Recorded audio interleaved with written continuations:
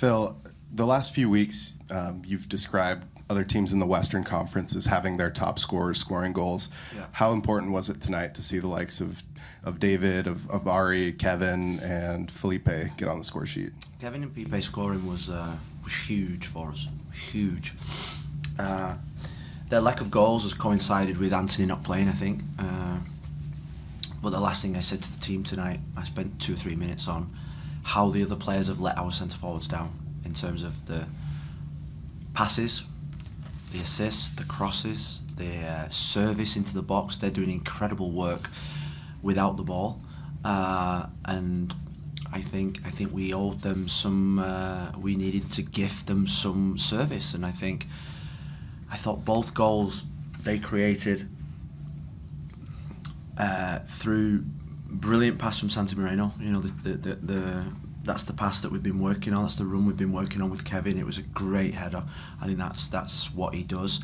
And then Pipe getting his goal was equally as important. That's the highlight of the night for me. I think them two scoring, coming out the Leagues Cup. That's the one thing that I wanted us to do, is to get our centre forward scoring, because when they start scoring, I think we'll start winning games 3 and 4-0 like we did tonight. If not, it's going to be 1-0, 2-1s, and they're going to be tight games. And for 20 minutes a night, we could relax. And normally our games last 95 to 100 minutes because we're going right to the final whistle. Tonight we had the opportunity to put a 16-year-old on, to keep possession of the ball and enjoy the last 10-15 minutes of the game. And then just quick update on how DaCosta's doing after coming off. Yeah, I don't think that I think we've X-rayed him, and I think there's no damage there. So pretty innocuous. He plays with a little bit of a shoulder support on. He's going to be okay, I think. Just kind of following up on Kevin's play, it seems like a pretty stark difference between his first half and his second half, and I'm wondering if that's something that you guys saw as well, and maybe what kind of propelled him to being so effective there. I mean, the first half, we let him down because he was doing too much defensive work. He was dropping so deep because our midfield dropped deep. Our back three was so deep. We knew that they would be.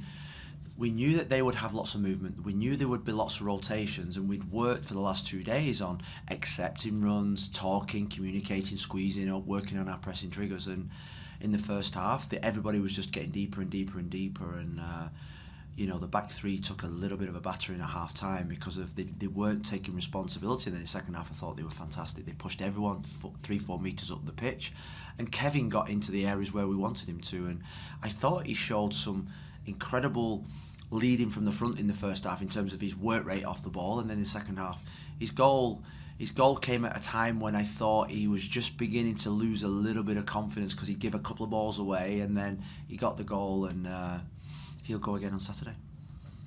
Yeah, Coach, and then going up once again on Kelsey, it seemed like at points during this match he's kind of torn between wanting to be involved in the build-up and wanting to be on the end of the final ball. Like, for example, on his goal, he's putting up his hand, he's looking a little frustrated, but he still stays with the play. Just how has it been working with him to try and balance out those tendencies to make him into more complete of a striker? Well, I mean, he turned 21 this week. He is an absolute baby. He's at his 6th goal this season, and I think he's going to be a star. And we have to be patient. And what he did tonight was he took our words literally in terms of his out of possession work, and he takes everything literal. That's an inexperienced player that wants to so well do well. We want him on the last line. We want him running in behind, but we also have to start passing the ball to him. When he makes them runs, because eventually if you make 3, 4, 5, 6 runs, you're going to stop running, and you're going to get frustrated because the pass goes square or the pass goes to DaCosta or Santi. So that's something that we're really working hard on.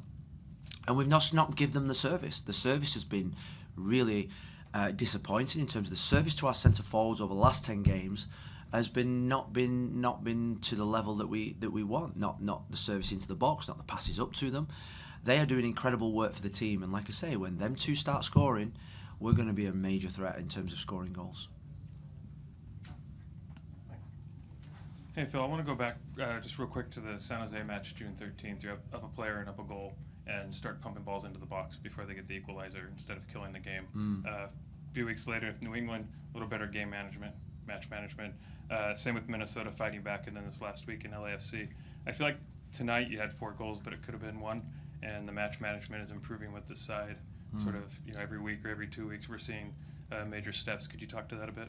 Yeah, well, we're gaining more experience. This team is learning game to game. We're learning about the team. The team are learning how to do different aspects of the game. I think the Minnesota was a fantastic example of a team that never wanted to give up, that fought to the very end. And then in LA, you had a team that was never going to concede a goal, seeing out games, being dogged, being determined. Tonight, at times, we had to chase, we had to follow men, we had to defend crosses, and I think we're learning the dark arts of football that you get when you get to 26, 27. But these 21-year-olds, these 20-year-olds, 21-year-olds are learning it whilst they're playing. Sometimes you have to watch. When I was growing up, I had great players to watch how they did it. Steve Bruce, Gary Pallister. These were brilliant world-class defenders that taught you how to defend, taught you how to see out games, taught you in moments what to do. These kids are learning on the job, and they're doing incredibly well. And you look at somebody like Ian Smith, who over the last 4 games has 2 assists and a goal. Today, the first goal, assist. The goal against New England, and on Saturday in LAFC, an assist. He's outperforming many of the other players on the team, and we're super proud of how he's developing. And then just one more for me. 4 chances, 4 shots, 4 goals. How satisfying was it to score every single one of the big chances you guys created today? Yeah, I think it was really good. I didn't see that start until I looked up at the board at the end of the game. It means that we were clinical. I love the fact that we got a clean sheet, because I think you're looking at the results. I think this is going to be really tight to finish in the top 4, and goals scored, goals conceded are going to come to that, And I think we're probably top of the league, are we, at this moment in time, because of that goal difference. So we go into a game on Saturday, and we're really excited to try and get to 6 points, and then it puts us in a really good position going into the last game, which we know is going to be a special game. And we're in this competition to win it. We're in this competition to go for it. There's no thinking about Dallas. I do want to get everybody minutes, and I think the boys that came in tonight, Lassiter and Omir and Zach, they've all contributed really well, and so Saturday will be no different. Perfect. Now we'll shift over onto the Zoom questions. Paul, go ahead.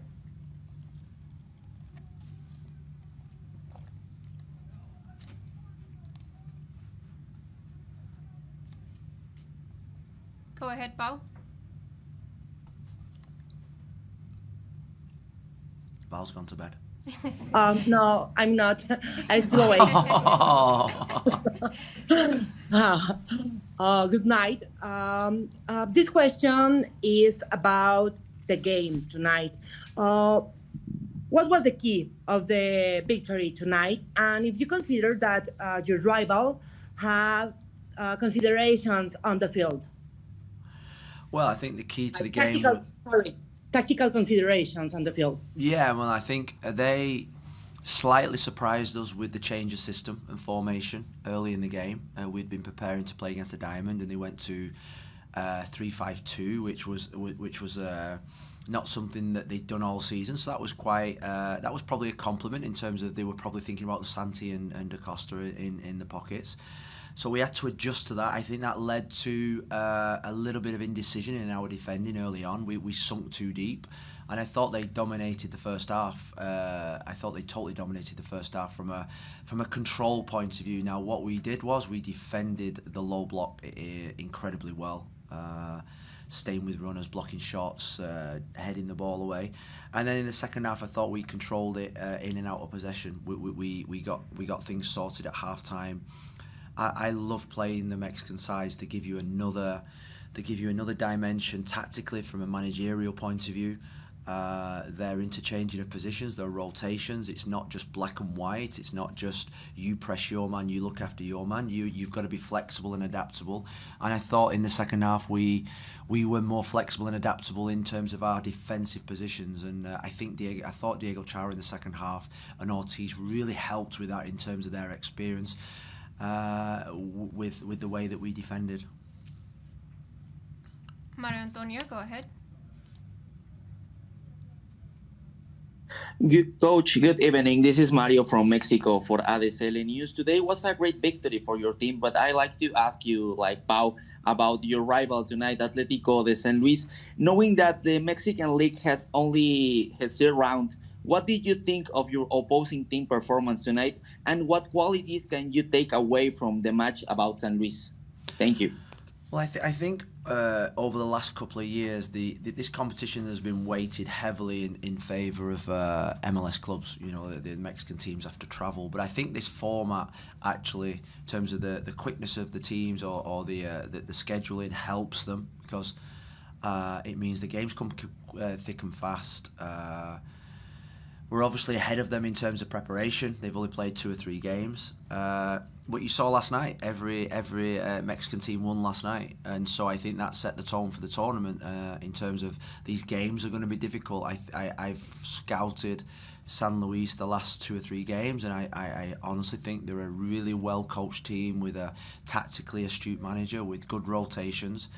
I think playing on the turf gives us an advantage tonight against them, without a shadow of a doubt. But I think this is probably going to be the year where the Mexican sides compete better with the MLS sides. And you know, we've said for the last 2 years that I think the gap's closing, and I think we've seen that in the last couple of nights. This is going to be a real top class competition with a brilliant format, and I think it's going to be really exciting.